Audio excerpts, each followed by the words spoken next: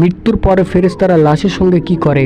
যখন লাশটাকে দাফন করে আপনজনেরা চলে যায় তখন সেই লাশটার সঙ্গে কি করা হয়? আর কবরে এসে ফেরেশতারা কি বলে? তাহলে প্রিয় বন্ধুরা চলুন ভিডিও না টেনে শুরু করা যাক। আপনি যদি আমার চ্যানেল নতুন থাকেন তাহলে অবশ্যই বন্ধু হয়ে পাশে থাকবেন। তা চলুন স্টার্ট করা যাক। কবর নিয়ে বিশ্বনবী সাল্লাল্লাহু আলাইহি ওয়াসাল্লাম বলেন, বান্দাকে যখন কবরতে রেখে দেওয়া হয় তখন তার সেই বান্দার আত্মীয় স্বজন শুধু 40 কদম দূর চলে গেলে সে আত্মীয় স্বজন যাওয়ার জুতা শব্দ সেই মৃত ব্যক্তি শুনতে পায়।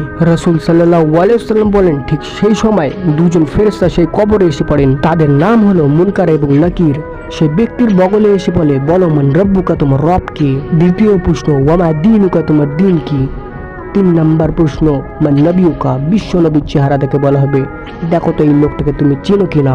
যদি এই বান্দাটা নেকদার হয়ে থাকে তাহলে প্রথম প্রশ্ন, মান রব্বুকা, তোমার রব কি? বান্দা সঙ্গে সঙ্গে বলে দেবে আল্লাহ। দ্বিতীয় প্রশ্ন, ওয়ামা দীনুকা, তোমার দিন কি?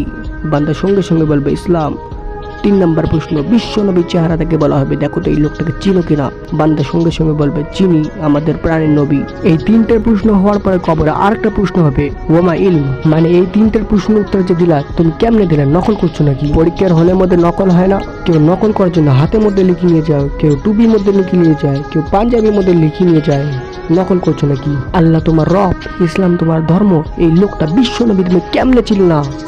নকল করছো নাকি? তখন আমাদেরকে বলতে হবে আমরা আন্দাজে কোনো জায়গায় ঘুরি নেই, আমরা এইগুলো কথা শুনছি হাদিস এবং কোরআন থাকি, ঠিক কিনা? আমরা এইগুলো কথাগুলো শুনছি আল্লাহর কোরআন থাকে, আল্লাহর কালাম থাকে, ঠিক কিনা যুবক ভাইরা? এই কথাটা শোনার পর আপনার কবরটা 70 হাত লম্বা করে দেওয়া হবে।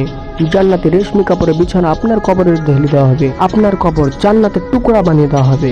তখন ফেরেশতারা বলবে, হে আল্লাহর প্রিয় বান্দা, তুমি ঘুমিয়ে যাও, তুমি ঘুমিয়ে যাও, আর কেউ তোমাকে জাগাতে পারবে না। তো প্রিয় বন্ধুরা, আর যদি এই লোকটা বেনামাজি হয়, সুদখোর হয়, ঘুষখোর হয়, তাহলে সেই গুনেগার বান্দার কবরে মুনকার নাকির ভালো পোশাক পরে আসে না, একটা ভয়ঙ্কর রূপ নিয়ে আসে। কালা কুচকুচে চেহারা, নীল রঙের চোখ, লম্বা লম্বা নখ, লম্বা চুল। আর গুনেগার বান্দার কবরে এসে মুনকার নাকির এমন ভাবে কথা বলবে যেমন কি আকাশে বিজলি কড়ক দেয়। আকাশের বিজলি কড়কেলে যেমন ভয় লাগে ঠিক তেমনটাই মুনকার নাকির এসে কথা বলবে আর বলবে, বলো মান রব্বুকা, তোমার রব কে?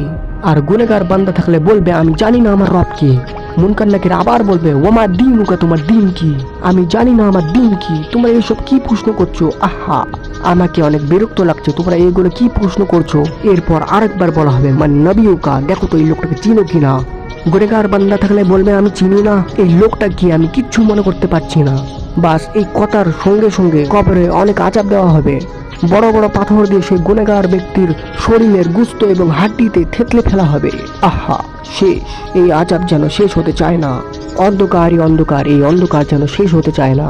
তো প্রিয় বন্ধুরা, আমরা যদি অনেক নেক আমল করে এই দুনিয়া থেকে যেতে পারি। যদি এই ভিডিওটা আপনার মাঝে কোনো রকম ভালো লাগে থাকে তাহলে অবশ্যই বন্ধু হয়ে পাশে থাকবেন।